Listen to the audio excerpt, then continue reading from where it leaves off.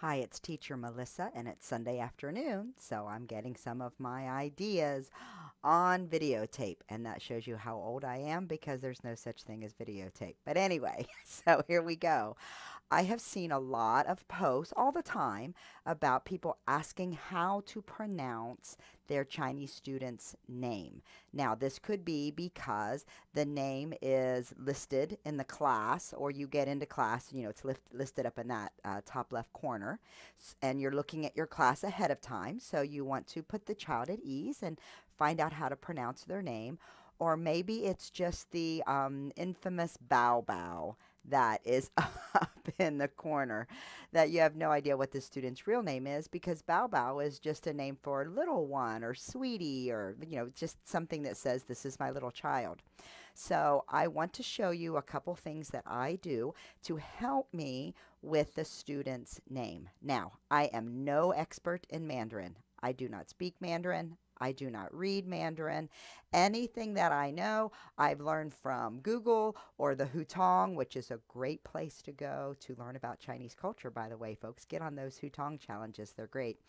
Or just speaking to my students and their parents. So I know very little and I am no expert. So, but I think I can help you because I think that's a lot of you too. You're no expert. You don't know how to speak Mandarin. You're kind of learning a little bit as you go along.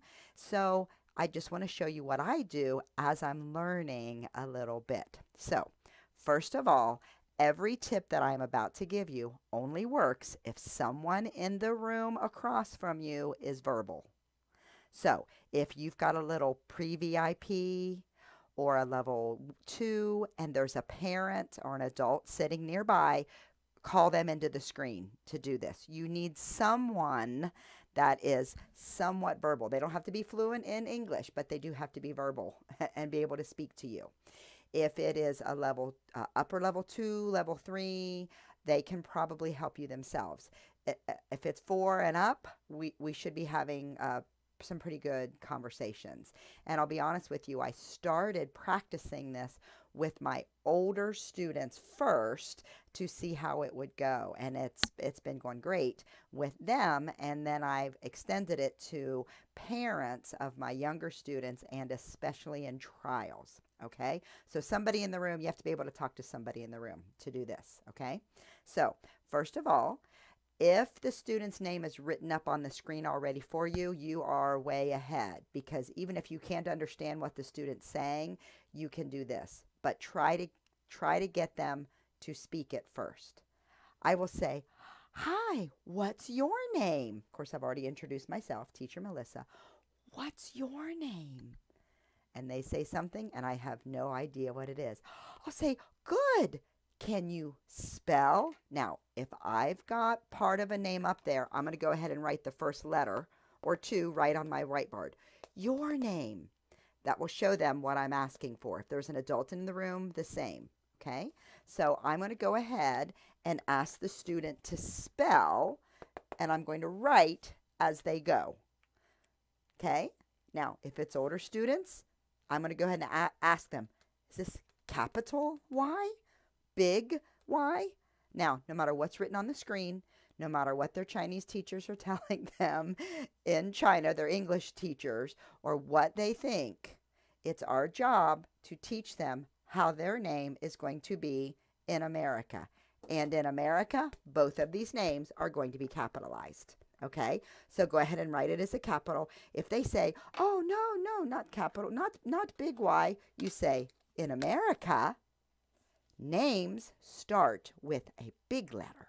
So you can always wave that little American flag. There's no arguing that in America, this is how we do it. So I will say capital Y, and I'll have them spell it. Now, the next thing I do is I try to pronounce what they said, and I'll underline just a portion of the word. Yang, yang, yang.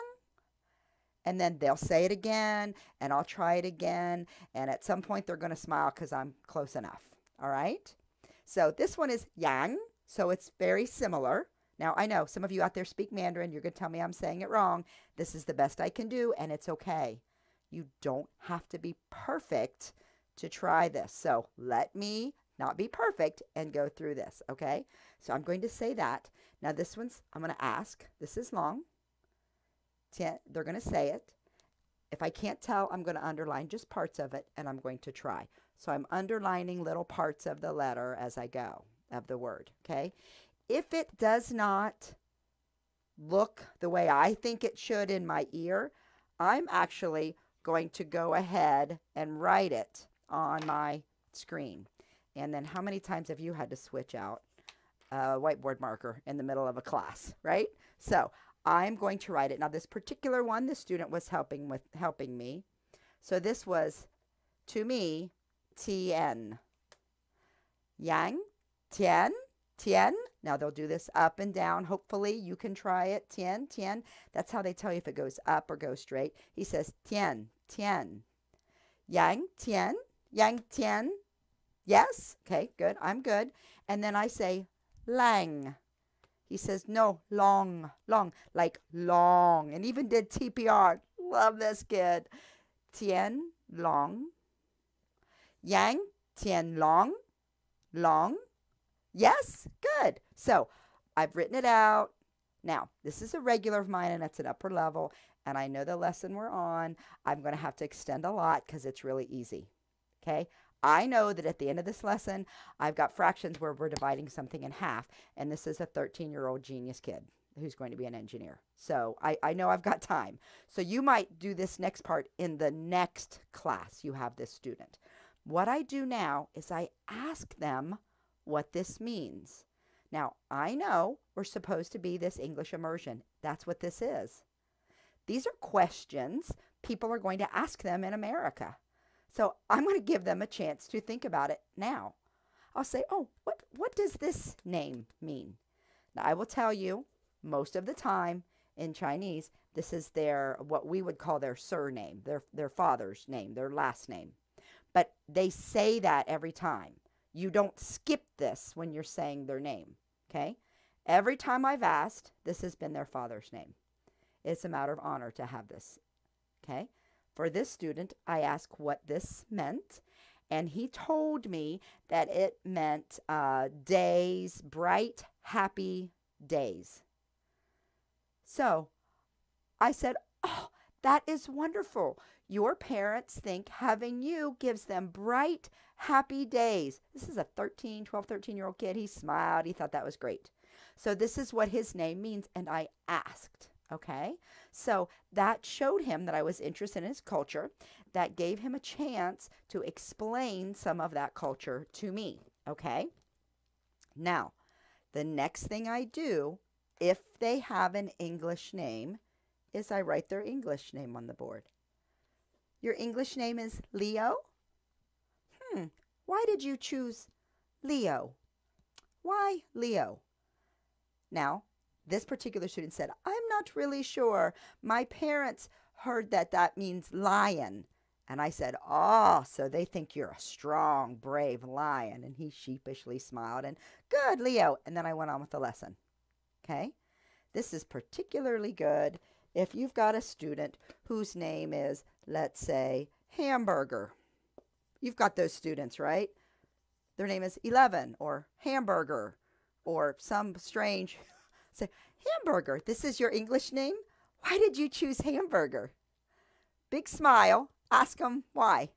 They'll say, I love hamburgers. Oh, that is funny. Maybe someday you will choose a regular English name, but this is funny. And then go on. Now, what I do in this instance is I'm just putting a note to the LP. Student has chosen a fun name, Hamburger.